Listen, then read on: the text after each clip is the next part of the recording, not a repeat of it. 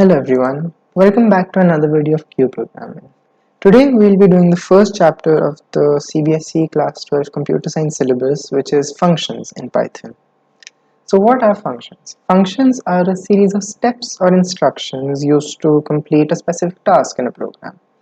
So what are the advantages of using functions in programming? They increase readability of code, particularly for long codes, because instead of having large chunks of code, you can just see like one word which is describing what that part of the code is doing. It reduces code length by a lot because the same code is not repeated in different places, and it allows reuse of code. Alright, so let's get into it. So the three types of functions that Python offers are built-in, module, and user-defined. So the first thing we have are built-in functions. What are built-in functions? They are the functions that are ready-made in Python and are frequently used in many programs, and they do not need to be imported from any external library.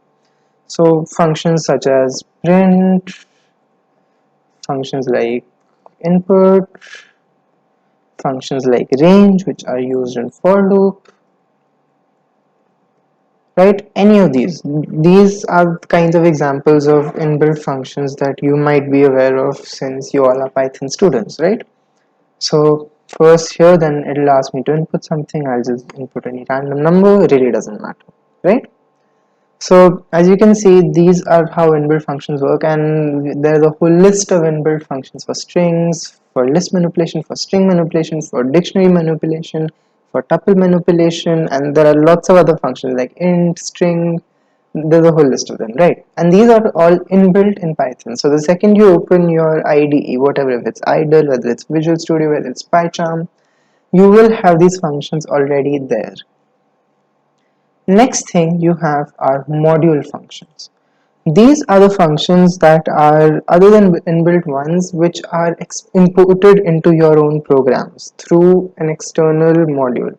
Modules are nothing but groups of functions that are imported, and they have a .py extension, and even when you make any code which has a py extension, .py extension, it is automatically a module. So, like one of the most famous modules in Python is the math module. So if I just write import math, it will give me all the functions that the math module has to offer.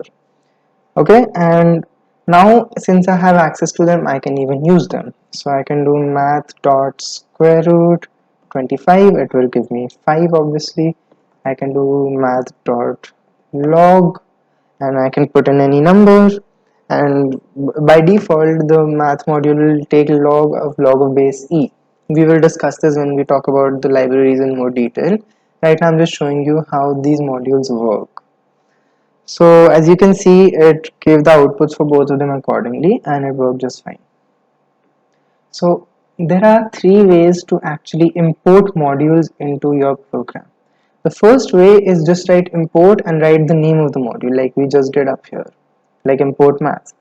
So if I write import random, random is also another very popular library in Python, right?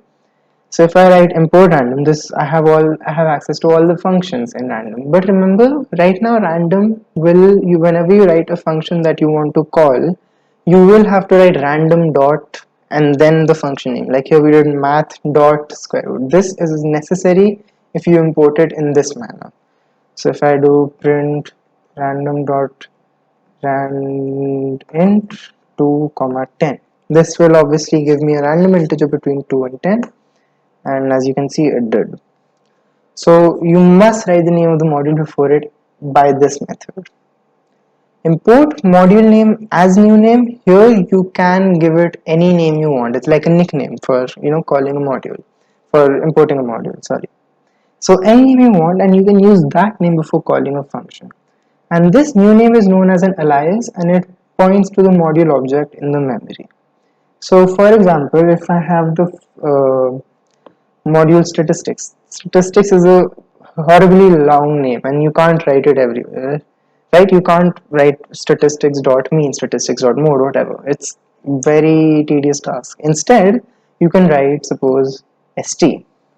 This st is its alias. That means every time I write st.function, it is referring to statistics. Alright, and now I can write st.mean 2, 3, 4, 5, 6. Suppose I have just wanting to find the mean of this list, it will tell me. So see, here I didn't actually have to write statistics.mean each time. I just had to write st because that's the name I imported it with. It's like its nickname if you think about it.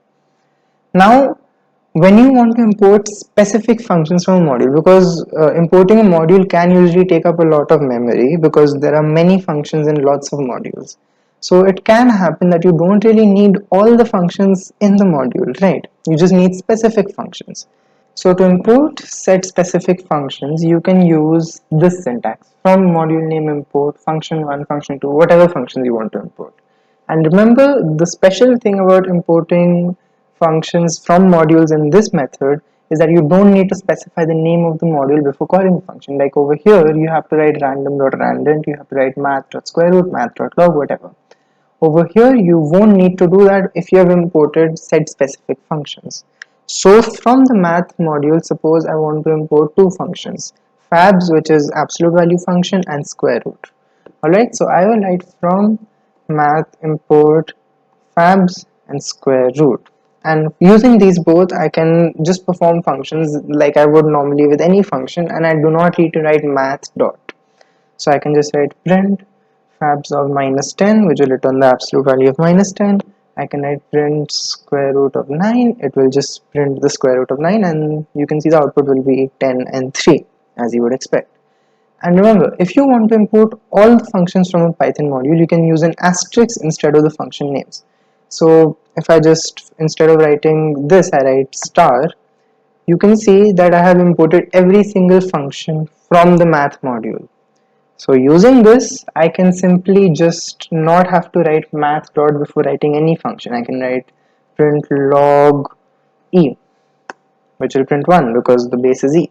So as you can see that using this, you won't have to write the name of the module before writing a function.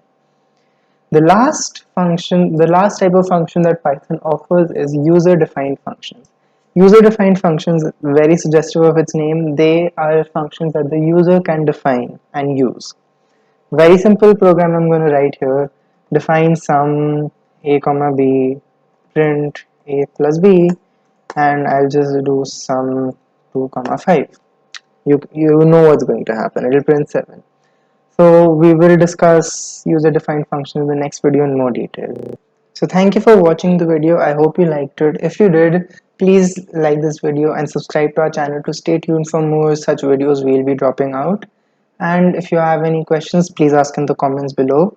This Jupyter notebook that I just worked on will be uploaded to a GitHub repository. The link of the repository is in the description below.